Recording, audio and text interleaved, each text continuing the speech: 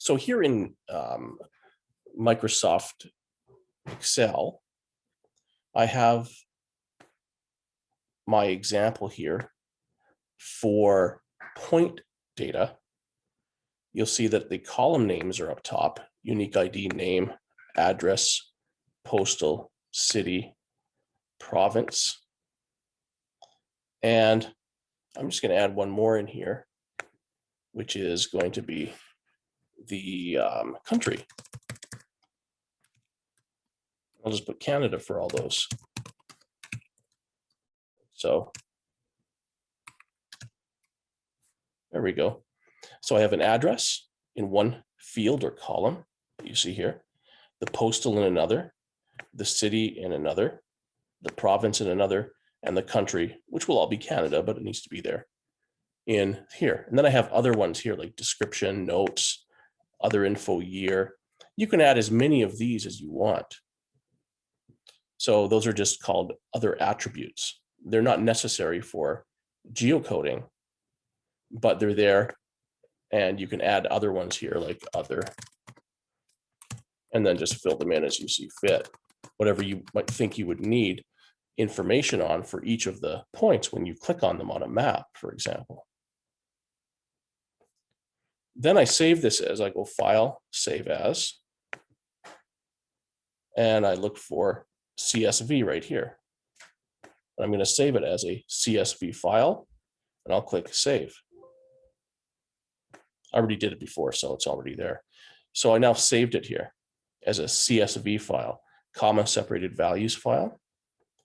Then I'll open up Google Earth Pro, which I already have installed here, like so. And that will open up like you see here. You can click close on whatever messages come up. They're just hints and stuff. And then here I see, the Earth. To geocode points on there, I just click on File, Open. Then I go over to where I saved that data, which is on my OneDrive under this particular. You have to remember where you save your stuff. This is where I've put it. And then I choose here, all the way at the bottom, all files as the file type to look for. Otherwise, I won't see the CSV file. And there's a CSV file. And I click Open. Here, delimited, comma. And this is again why commas are not to be used in any of the fields or columns, because it's a comma delimited file. And it shows you what it will look like down here. Just like it did in the spreadsheet, it should look identical. If it doesn't look identical to the spreadsheet down here, then there's an issue with perhaps you put an extra comma somewhere or used a comma in one of the other fields, like one of your description fields or something like that. And you'd have to go back to Excel, fix that, save it, and start the process again. So assuming it comes in like this, like my example sheet, I click Next. Here, it says select longitude, latitude fields. Since we don't have those, we're using addresses. We have that checked on. It should be by default. And you just click Next. So we're not doing anything, just Next and Next. Now, this is the important one. Here, addresses are broken into multiple fields. And this is, again, reflective of US, the United States only. But it doesn't matter for our cases here. So the street field is in the address field, and that will already be there. That's the address field right down there. The city field will be in the city. The state field will be province, because we don't have states in Canada. The zip postal code field will be in the postal. That's that one right there. And the country one will be in the country. And then we click Next.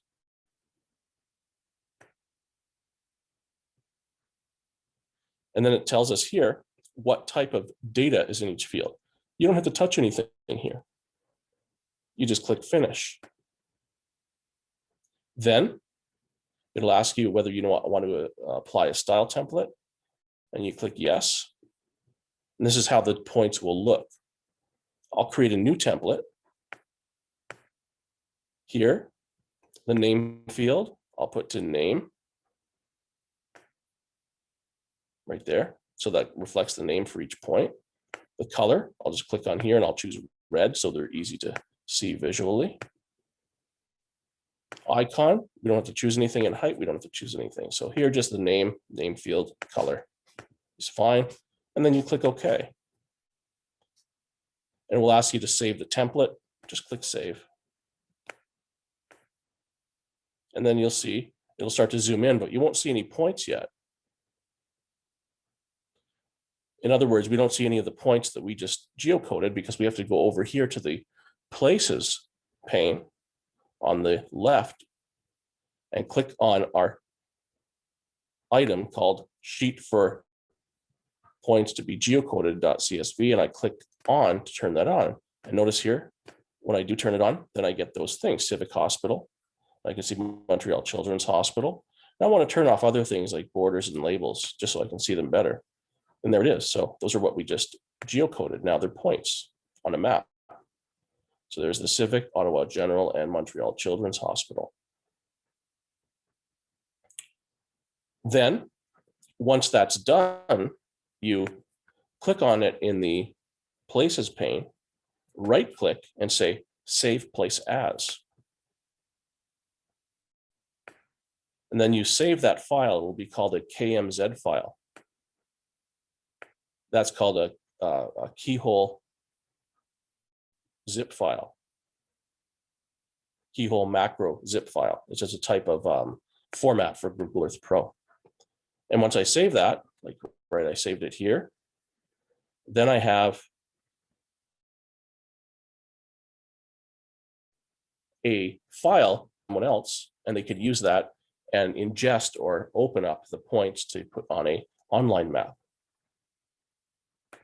And that's all there is to geocoding in ArcGIS Pro. I should say not ArcGIS Pro, obviously Google Earth Pro. So it's very easy and very straightforward as long as you have good addresses and a well-formed, clean spreadsheet to start with, like we created here.